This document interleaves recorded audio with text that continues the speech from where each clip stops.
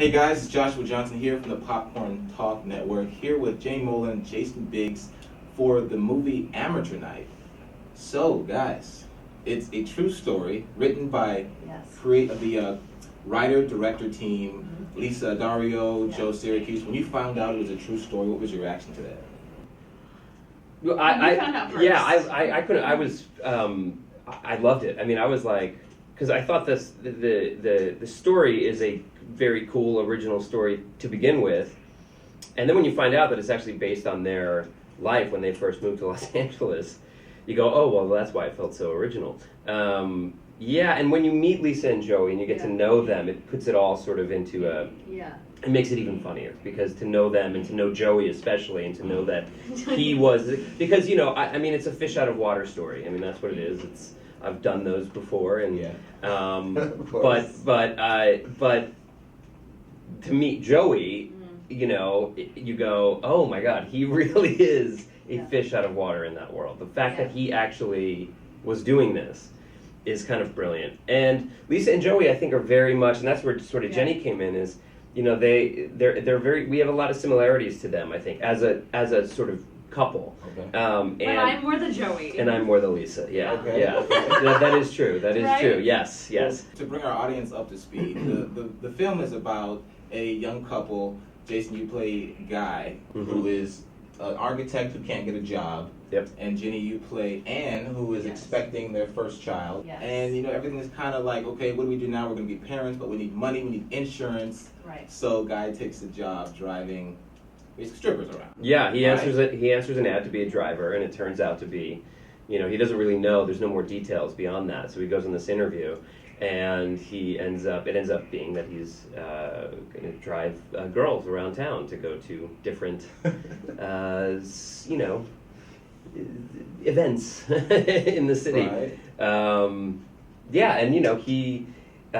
Anne is, I think, a little skeptical at first about the whole thing, but then you end up sort of like, and which is very much you. That is very you. You would have been like, oh no, you need to do it. But you just would have joined. You would have wanted to join me, probably. Maybe. That surprised me in the film, because in the film you're like, yeah, you should.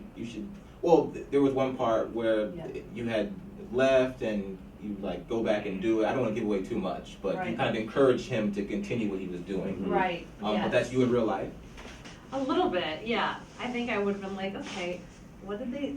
I think I would have wanted to come along and seen it play out. Or at least have me take some pics for your Instagram account. Oh yeah, I'd have been like, this is the greatest grandma of all time. It's like, I need to be involved in this. Yeah. Well, since your life parallels Joey and Lisa so well or so closely, was there ever a moment in your life where you were in a desperate situation where you needed to do something to support either your family or yourself?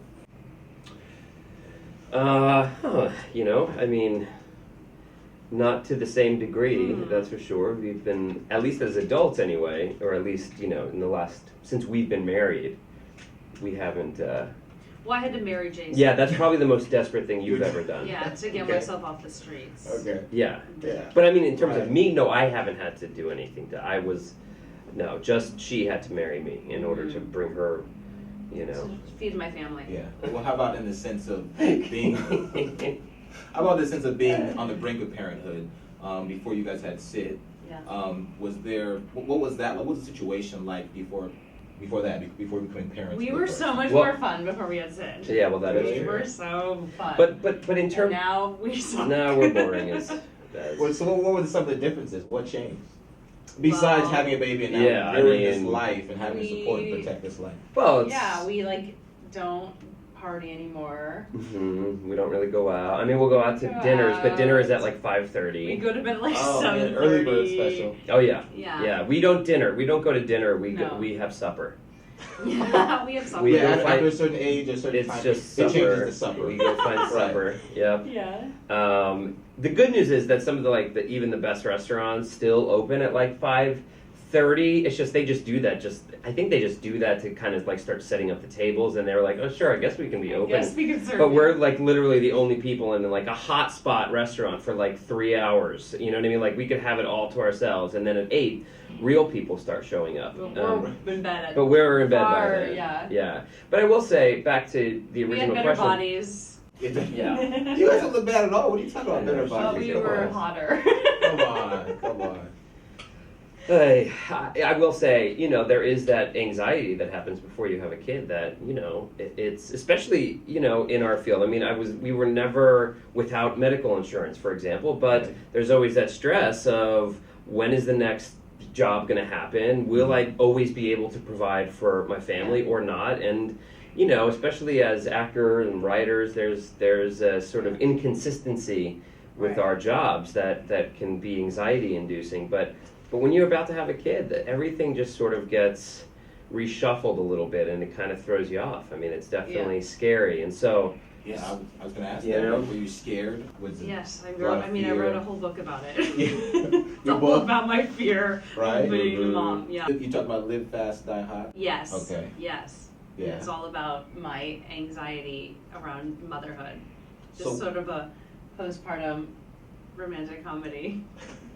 All right. So was there anything before becoming parents that you didn't know about that maybe after becoming parents you're like, wow, this is what it's really like? Yes. I think that fact that you're never not going to be afraid again. I think especially for women, something takes over and you're wondering is something wrong with me? Why do I feel this way? I can't look at anything the same way. I don't trust anybody. I feel like everything is a potential, death trap. I'm in this state of constant paranoia because now I love something so intensely and it's not me. Yeah. It's Or outside me. of me. It's It's outside of me and I can't control what may or may not happen. Yeah. So that's something that I don't feel like enough people tell you before you have a kid. Yeah.